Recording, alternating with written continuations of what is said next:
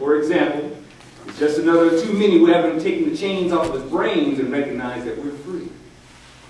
Now, he referred to me as a part of an act in a minstrel show. Okay. These are phrases used in a culture that finds poetry in being victim.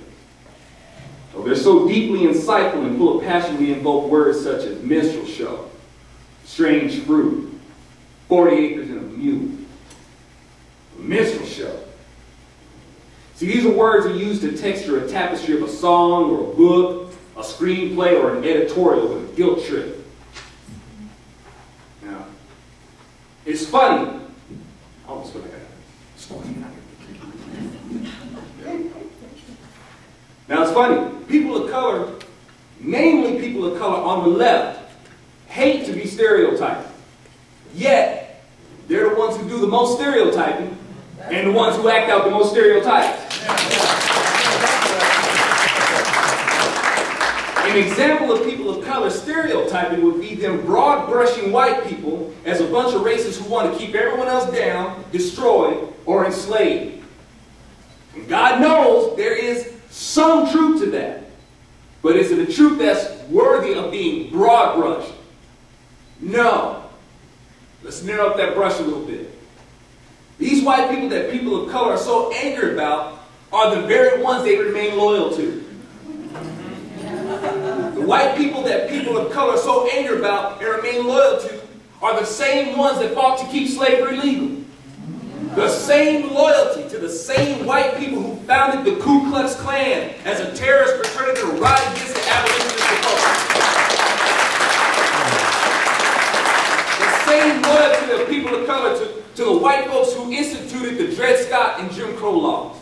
The same loyalty to the white folks that I've mentioned that people of color remain loyal to are the white people that make up the Democrat Party.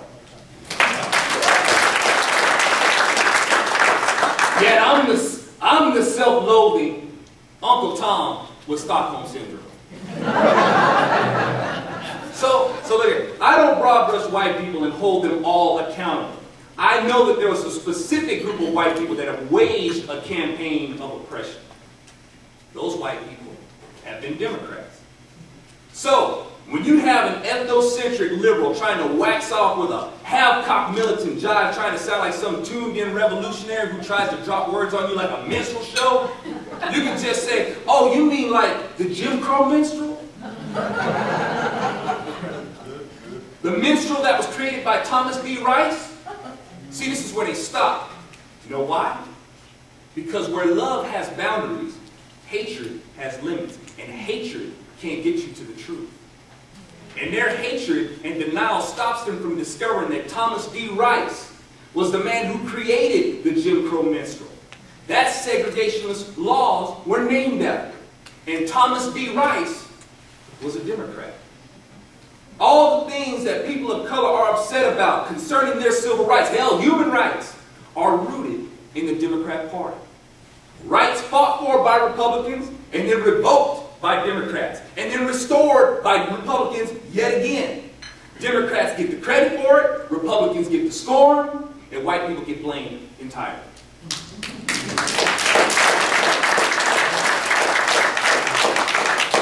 And if you are a person of color and you're able to see this formula, then you do not qualify to be in your ethnic group.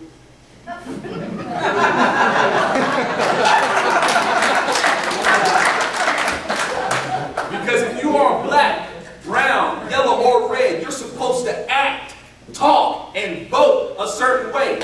And these are the demands that come from the same people who believe that stereotyping is an abomination. Now, speaking of 40 acres and a mule, there are still people demanding 40 acres and a mule. Yeah. Spike Lee, who hates Republicans, named his production company 40 Acres and a Mule. Now remember what I said about hatred. Hatred has limits. It can't see the truth. But being a hateful victim is more important to these people. They're slaves to it. I thought we were free. One of the links in those shackles is being hung up on 40 Acres and a Mule, which comes from Special Field Orders number 15 issued by Major General William T. Sherman. a Republican, by the way, whom many wanted for president, but he knew that there wasn't, that wasn't always the best position to be in to make a difference, and he was pretty happy with the way he was making his. So, Special Field Orders number 15 were military orders issued during the Civil War by Major General William T. Sherman, approved by Republican President Lincoln. This order provided for the confiscation of 400,000 acres of land along the Atlantic coast of South Carolina, Georgia, and Florida, the dividing of it into 40-acre parcels on which were to be settled on by several thousand freed slaves, families, and blacks that were living in that area. The orders were issued following Sherman's march to the sea. They were intended to address the immediate problem of dealing with the tens of thousands of black refugees who had joined Sherman's march in search of protection and sustenance, and to assure the harmony of action in areas of operation. General Sherman issued the orders after meeting in Savannah, Georgia, with 20 ministers of the black community, and with U.S. Secretary of War Edwin B. Stanton and Brigadier General Rufus Saxton, an abolitionist from Massachusetts, excuse me, and who previously organized the recruitment of black soldiers for the Union Army and put in charge of implementing the orders.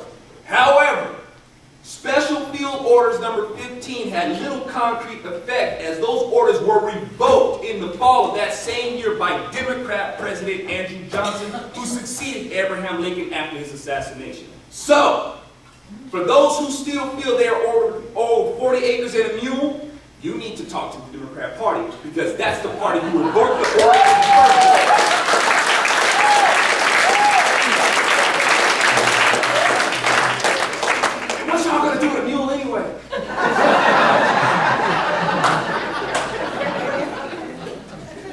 It's sad that so many people don't know that it's been the Democrats who have been screwing them, and it's always been so obvious.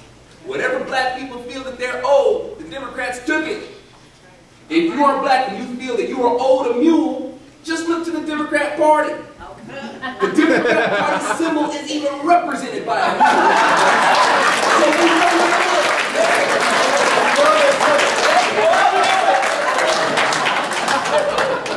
But I digress, because unfortunately the Democrat Party is where they look to solve their problems, not realizing that the Democrats are the ones who caused them in the first place. So, how did a musician living in Southern California who happens to be black turn out to be a conservative? Well,